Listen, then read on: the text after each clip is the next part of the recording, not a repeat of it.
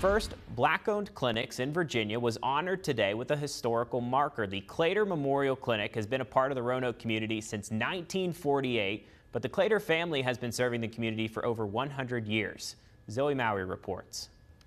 Roanoke's newest historical marker highlights the Clater Memorial Clinic, one of the first Black-owned clinics in Virginia. Its founder, Dr. John B. Clater, opened the clinic and started serving the African-American community during segregation in 1948. When I think of my grandparents, I think of the enormous obstacles they faced, trying to carve out a living while raising a family in a segregated Roanoke. They always placed front and center their faith in God, their love of family, and their ever-ending perseverance.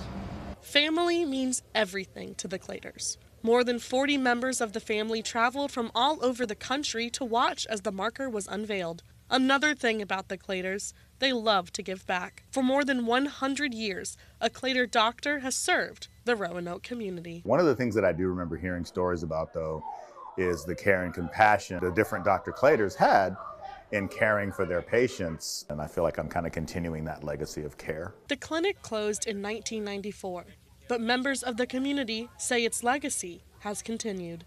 And this family and this history is such an important piece to what Gainesboro was, still is, and should become. It is on us as community to make sure that this family story is not only told, but is rebuilt.